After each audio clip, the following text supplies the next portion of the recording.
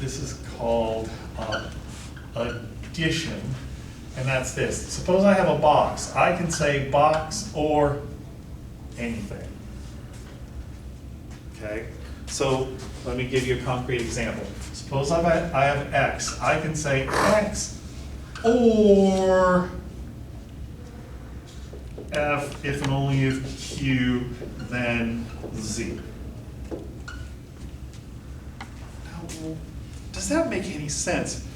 It does. Remember that these inferences are valid. We're saying if the premises are true, the conclusion would have to be true. Now here's the crazy thing. Think about this. Suppose X is true. Okay, now go back to the truth table stuff. If you have a disjunction and the first part is true, what's the truth value of the whole disjunction? True. Doesn't matter what the hell's over here. Does everybody understand that? And that's why we can add whatever we want. Okay? So, and this is really important. Everybody make sure this is in your notes. Suppose I give you this problem, and you have this, and you have this. And I say, prove X. And I give you M and not M. You might say, how can I prove X when there's no damn X in the problem? Here is how. Remember, I can add things in. So I'm just going to do this, M or X from 1 by addition. I just use that rule. Okay? But now I want the X by itself, so it's part of a disjunction. So in order to say X, I need to say not M, or find a not M, and I have one right here, so I can get X from 2 and 3 by disjunctive syllogism. Okay, that is terribly important. Everybody needs to have that in their notes. Why is it important? It's not just for that weird little problem, it's this. Sometimes in a problem, in a proof, you might need a statement constant or some kind of complex statement that does not appear anywhere in the premises. Okay? The only way you can get it in to the problem then and isolate it is by bringing it in by addition and then isolating it by disjunctive syllogism. Okay? So if you need to bring something in, you need to find a blah and its opposite, add it to the blah, and then separate it from the blah by doing disjunctive syllogism. Does everybody understand that? Vaguely? We have weeks on this chapter. Does everybody understand that? This is the hardest one conceptually, so we have carved out a big chunk of time to work on these. We're going to be working on these ad nauseum. Okay? All right. So those are all the rules. The big thing is that you understand what you can deduce. That you understand that given the stuff above the line, you can conclude the stuff below the line. If you understand that, you're halfway home, okay? You will have to tell me what the name of it is, but you can always look that crap up, right? But if you don't understand what you can deduce, I don't know what you're going to do. Okay, all right. That being said, I want to turn to the homework in chapter 5, and I'm going to start on 5.2. 5.1 has proofs that have been done, and they say they used this or that line, and then it says, well, but what rule was used? Some people find that helpful, some people find it a waste of time, and some people find it confusing. So if you want to do 5.1, that's fine, but I'm just going to start at 5.2, okay?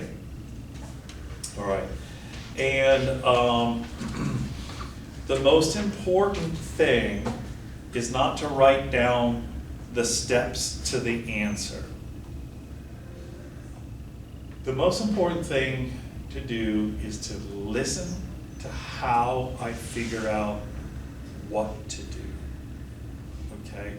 Because when you write down all the steps to the solution, it all makes sense. but it's a whole nother thing for you to figure out what step to take first, right? And that's not what you get by writing down the first step, okay? All right, so I'm gonna do a bunch of odd problems, and I'm starting on page 294 in the text. The first one says prove B. And these will be ridiculously simple at first because all they're doing is illustrating to you how the rules work, and then they get more complicated, okay? So number one is prove B. So one, we have to prove B, and we have A, then B, that's premise number one, and two is A. These are premises, that's what those P's mean out to the side, and we have to prove, so these are premises, that B follows from one and two, okay? So I'm going to explain to you how I think about this problem, and I'm going to use the same thought process for every problem, so it's kind of like I'm outlining an algorithm or a roadmap for you to follow to do the problems, okay? What that means is you can find your way through the problem, but it's not necessarily the shortest path. Does everybody understand that? It's kind of a foolproof way to do it, but it might not be the most efficient or elegant.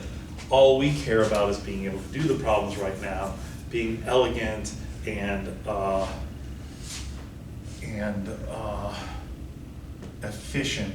That's for another day.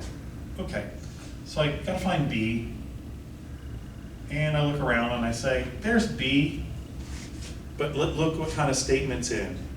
It says if A, then B. Well, I wanna say B, so what do I need to go find? An A.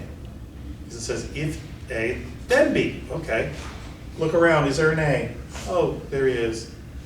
Okay. So from 1 and 2, I know that B follows. So what I would say is I have deduced B by looking at lines 1 and 2 and thinking about the rule. What rule did I just use?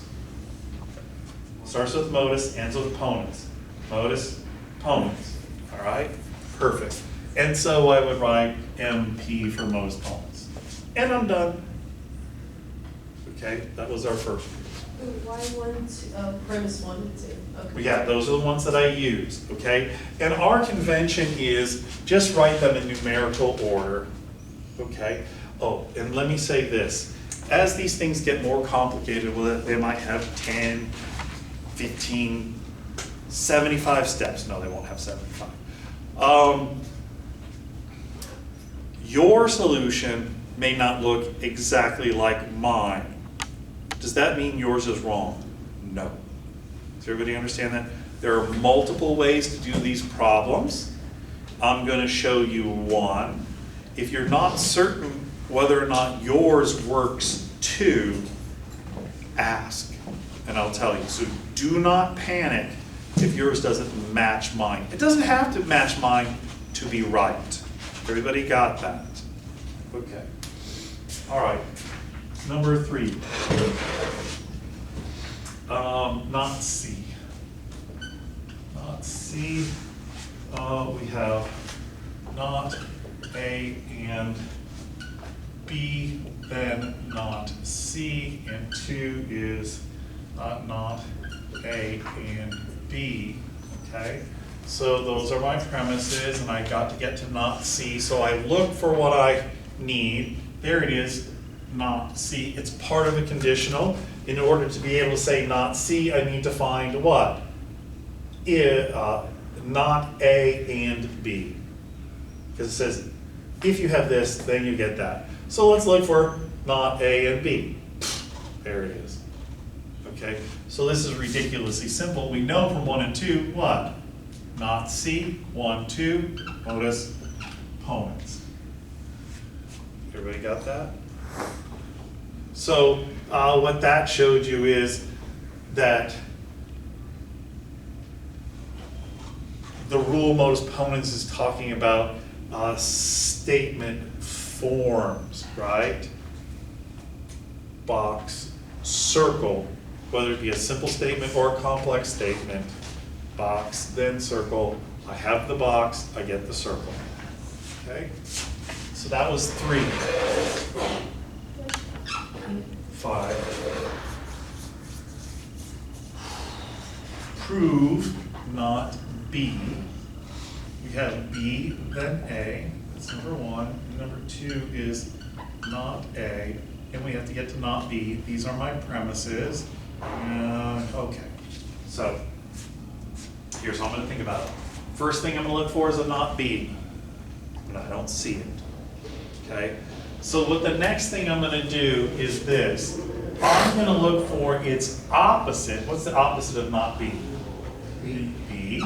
In the antecedent of a conditional. Okay? Why am I going to look for this kind of arrangement? Because if I can find this and I can find a not box, I can get a not B by modus tollens. Everybody understand that? So let me see, I'm going to look for a B then blank. There it is, B then blank. So to get a not B from line 1, I need to find a not A, and look what's on line 2, not A.